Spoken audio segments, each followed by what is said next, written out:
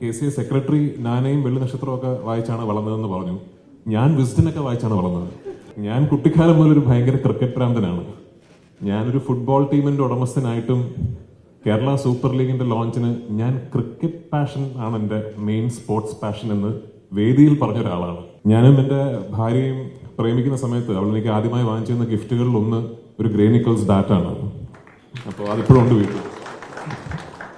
ആദ്യമായിട്ടാണ് KCAയുടെ ഒരു പരിപാടിക്ക് പങ്കെടുക്കാൻ ഒരു അവസരം എനിക്ക് കിട്ടുന്നത്. അതിന് സത്യത്തിൽ നന്ദി പറയേണ്ടത് സൺലൈറ്റിനോട് തന്നെയാണ്. കാരണം ഞാനിവിടെ തിരുവനന്തപുരത്ത് ഷൂട്ടിങ്ങിനുണ്ട് എന്നറിഞ്ഞ് അദ്ദേഹമാണ് എന്നെ വിളിച്ചിട്ട് ഇതിൽ വരണം എന്ന് ആവശ്യപ്പെടുന്നതും കൃത്യം എൻ്റെ ഷൂട്ടിംഗ് ഇങ്ങനൊരു ദിവസം പകൽ ഷൂട്ടിംഗ് കഴിഞ്ഞ് നൈറ്റ് ഷൂട്ടിംഗ് തുടങ്ങുന്നതിന് മുമ്പുള്ള സമയത്ത് ഈ ടിക്കറ്റ് ലോഞ്ചിങ് വെക്കാമെന്ന് ഏൽക്കുകയും അങ്ങനെ എനിക്കിത് ഇവിടെ വന്ന് പങ്കെടുക്കാൻ ഒരു അവസരം കിട്ടുകയും ചെയ്യുന്നത്. ഒരുപാട് സന്തോഷം എന്ന് പറയാൻ കാര്യം, ബഹുമാനപ്പെട്ട KCA സെക്രട്ടറി നാനയും വെള്ളി നക്ഷത്രമൊക്കെ വായിച്ചാണ് വളർന്നതെന്ന് പറഞ്ഞു. ഞാൻ വിസ്ഡനൊക്കെ വായിച്ചാണ് വളർന്നത്. ഞാൻ കുട്ടിക്കാലം മുതൽ ഒരു ഭയങ്കര ക്രിക്കറ്റ് ഭ്രാന്തനാണ്. ഞാനൊരു ഫുട്ബോൾ ടീമിന്റെ ഉടമസ്ഥനായിട്ടും കേരള സൂപ്പർ ലീഗിന്റെ ലോഞ്ചിന് ഞാൻ ക്രിക്കറ്റ് പാഷൻ ആണ് എൻ്റെ മെയിൻ സ്പോർട്സ് പാഷൻ എന്ന് വേദിയിൽ പറഞ്ഞ ഒരാളാണ്. അപ്പൊ അങ്ങനെ ഞാനും എൻ്റെ ഭാര്യയും പ്രേമിക്കുന്ന സമയത്ത് അവൾ എനിക്ക് ആദ്യമായി വാങ്ങിച്ചു തന്ന ഗിഫ്റ്റുകളിൽ ഒന്ന് ഒരു ഗ്രേനിക്കൽസ് ബാറ്റാണ്. അപ്പോൾ അതിപ്പോഴും ഉണ്ട് വീട്ടിൽ. അപ്പൊ അത്രയും പാഷനറ്റ് ആയിട്ട് ക്രിക്കറ്റിനെ ഫോളോ ചെയ്യുന്ന ഒരാളെന്ന നിലയ്ക്ക് ഇങ്ങനൊരു ചെറിയ രീതിയിൽ ഒരു ഇന്റർനാഷണൽ ക്രിക്കറ്റ് ഫിക്സ്ചറിന്റെ ഓർഗനൈസിംഗിന്റെ ഭാഗമാകാൻ കഴിഞ്ഞതിൽ വലിയ സന്തോഷം.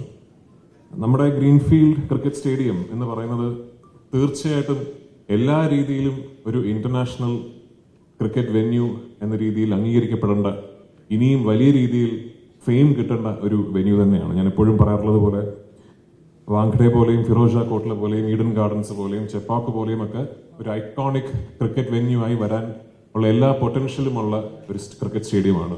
എനിക്കിപ്പോഴും ഓർമ്മയാണ് അദ്ദേഹം പറഞ്ഞ 2017 ഓൾമോസ്റ്റ് വാഷ്ഡ് ഔട്ടായ ആ മാച്ചിനെ കുറിച്ച്. അന്ന് ക്രിക്കറ്റിനെ കുറിച്ച് കുറച്ച് ടെക്നിക്കലായിട്ട് അറിയാവുന്ന ക്രിക്കറ്റ് പ്രേമികൾ, ഞാൻ അടക്കമുള്ള ക്രിക്കറ്റ് പ്രേമികൾ ഈ സ്റ്റേഡിയത്തിന്റെ ഡ്രെയിനേജ് സിസ്റ്റത്തിനെ കുറിച്ച് ഭയങ്കര അഭിമാനപൂർവ്വം നമ്മൾ ഡിസ്കസ് ചെയ്യുന്നത് എനിക്ക് ഓർമ്മയുണ്ട്. So great work. ഞാൻ അവിടെ ഷൂട്ട് ചെയ്തിട്ടുണ്ട്.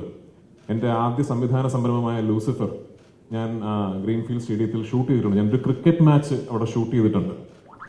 അപ്പൊ അന്നും സെന്റർ സ്ട്രിപ്പിൽ പോയി കുറച്ചു നേരം ഇങ്ങനെ ബാറ്റ് ചെയ്തപ്പോൾ എനിക്ക് ശരിക്കും തോന്നി ഇറ്റ് ഇസ് ട്രൂലി ഒരു ഇനിയും ഒരുപാട് ഇന്റർനാഷണൽ ഫിക്സ്ചേഴ്സ്, ടെസ്റ്റ് മാച്ചുകളും വൈറ്റ് ബോൾ ക്രിക്കറ്റും എല്ലാം തന്നെ വരേണ്ട ഒരു ട്രൂലി ഡിസേർവിംഗ് ആയിട്ടൊരു വെന്യൂ ആണ്. അതിനെയും വരും കാലങ്ങളിൽ BCCIയും ICCയും ചേർന്ന് ഇങ്ങനൊരു വെന്യൂവിനെ കുറിച്ച് കൂടുതൽ അവെയർ ആവുകയും വല്ലപ്പോഴും ഒരു ഇന്റർനാഷണൽ മാച്ച് എന്നുള്ളതിലുപരി ഇന്ത്യയിൽ എപ്പോൾ ഒരു ഇന്റർനാഷണൽ ടീം ടൂർ ചെയ്താലും ഒരു ഫിക്സർ എങ്കിലും നമ്മുടെ തിരുവനന്തപുരത്തിന് കിട്ടട്ടെ എന്ന് പ്രാർത്ഥിക്കുകയും ചെയ്തു.